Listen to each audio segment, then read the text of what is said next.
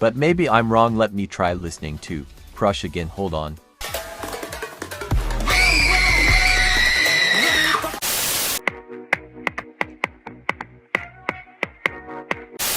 Hi, it's been a while. Like, 2 months while. In the past videos I've been able to travel a lot. But ever since my hiatus I kinda went broke, so that's why I'm here in my room. With only a projector that goes straight through me somehow. Today to try and get back on track we're doing a K2 classics. AKA I'm lazy and I like to talk a lot. Remember, this is my opinions, not hate. Blah blah blah, you get it, let's start. I hope you like me telepathically showing my opinions in fancy font. Anyways, Batter Up really wasn't that bad. I think everyone's being dramatic. I'll admit, while I didn't love it first listen, it was more because it sounded cheap in a way. It didn't sound like this grand debut we've been waiting 7 years wondering. However, even then it's not the worst thing YG has released. I kinda like it now, it's super catchy and I catch myself humming the chorus sometimes. But while I think the hate was overblown, the criticism YG is facing and the concept as a whole is fair in my opinion. These girls definitely need that promotion. They need that second or third song. Baby Monster isn't going to flop, that's for sure. But if YG doesn't get off their ass and put in the effort on this group, I wouldn't be surprised if they struggle to consistently chart or have general public attention. Overall, it's a slight snooze debut. That feels more like a pre-debut. I think it's okay, but definitely not on par with any recent groups, not even with debuts from this year. This is more of a worry than opinion, but I'm still including it. But listening to ZB1's recent comeback has me shaking a little. I won't lie. Of course their sales are fine. In fact, they're doing better than their debut. But music-wise, I think their title track is a huge drop in quality. And the thing is, In Bloom was perfect.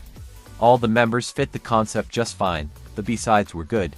The MV was stunning, etc. But Crush was, it was just not for me. And I can't comprehend why WONBIN changed this. Why they went with such a boring sound that has rarely performed well with the general public. But maybe I'm wrong, let me try listening to Crush again, hold on. Okay, I remember why I hate it so much and why I feel so betrayed. The music video, gorgeous. The pre-chorus, beautiful. The post-chorus or whatever, amazing. But as soon as they say Crush or whatever, I just feel the wrath of God plunging through my heart. The song is so good until the chorus. And I think that's why I dislike it so much more than I probably should. I'm terrified that WONBIN is going to do another Kepler, where with each comeback they're going to try a new sound half-assed. And everything is just gonna crash in a huge ball of fire. But I have hope. This channel began as a Boys Planet channel, and even though I may only be treasurer of the ZB1 fan club now, I'm willing to stick with them. Next comeback, trust we're getting a view from Shiny PT. So I have the sound files already, Joo E sent them to me. The first thing people said when Kepler debuted was that they hated the lineup. Twitter was full with the same tweet over and over saying how Mnet should bring back rigging, how this was the worst lineup ever, and I say that all of this was so dramatic. Let's be real, Kepler's talent pool isn't that bad. They can hold a note kinda, and they can definitely perform. The number one thing everyone said was that Kepler's lineup didn't fit overall concept, but once again I don't think that's the case. The girls fit MVSK perfectly, every single one of them. They all fit up decently, and many of their besides do a great job at showcasing all 9 members. The problem, as many have already pointed out, isn't necessarily the lineup but rather the constant concept changing. And sadly, now that WONBIN is trying to keep to one sound that is generally liked, they fucked up so much that no one really cares. Kepler has amazing talents.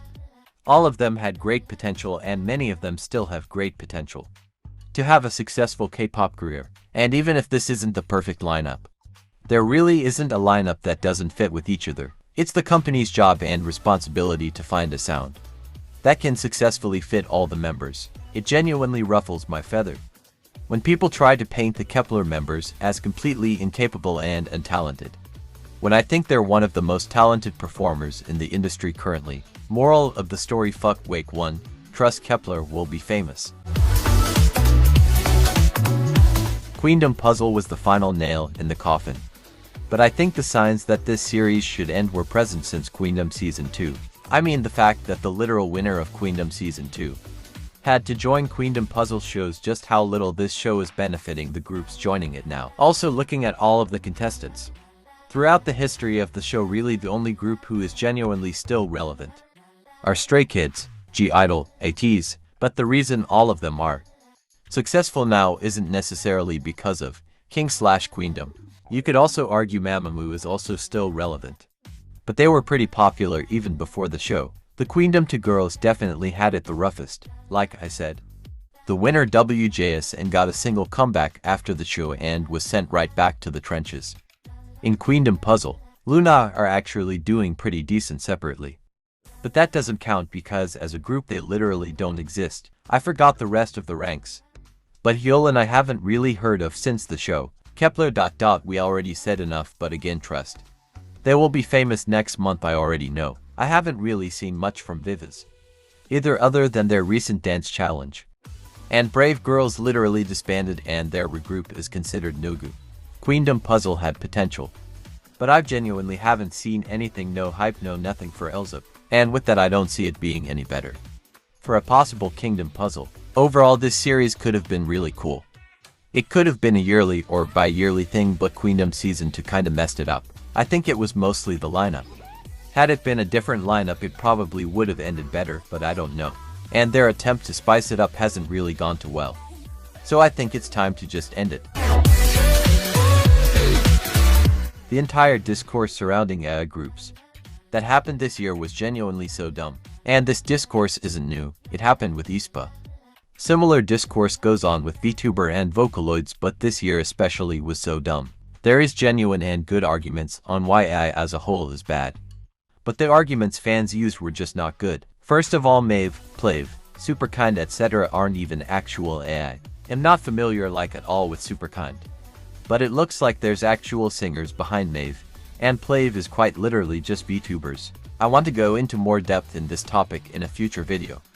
But I'm bringing this up mostly because in the first half of the year, everyone was against these AI groups, despite them being real people singing, dancing etc. Yet in the second half there's a huge surge in AI covers. Everyone is making them and I don't see nearly as much discourse about it. And it's weird because now it is real AI. And I'll admit I think the AI covers are sometimes cool. It's still important to point out that these are in fact morally questionable. And these actually pose a threat to real idols. The virtual idols weren't the problem, they never were. It's the fans. I'm not sure how I can reword this to make more sense, but I'll try to explain. Everyone claims their favs are so progressive, so accepting. How their favs don't take bullshit there, so this and that. But this past year with Black Swan has shown me that no other K-pop group is actually any of these titles. I think FA2 especially is a beautiful example. That you can still be a public figure while simultaneously keeping your moral and setting your boundaries. Sure, many argue that Black Swan has more freedom, or that they're not well known enough for their actions to have consequences. But I'd like to remind you that these girls are most definitely known in the K-pop industry. FA2 has been on shows with top idols. Key from Shine knew who she was. Gabby and Tria have guest appearances on YouTube shows that have hit 1 million views. And B has gone decently viral a couple times on social media. Black Swan is popular enough for the whole. They're famous influencers that must keep an image argument to be applied. Yet they're one of the few to speak up for themselves. To speak up about events like the genocide in Palestine. To set boundaries with weird fans. And beyond just interactions, Black Swan is a crazy talented group. I can pretty much guarantee that almost all praises that K-pop fans give to other groups are more for and more applicable to Black Swan. Of course, I'm sure other groups that are bigger, or even significantly bigger than Black Swan have more limitations than others. But I'm saying all this more so to show the potential idols have, and the good that can come from Black Swan if they're given more attention. I think that's all for today. I have other opinions, but I want to save those for their own videos or just in case I run out of video ideas again. I hope you all have a good holiday season, please. Keep Palestine, as well as other oppressed countries and genocides occurring in your prayers. And see y'all next week, bye.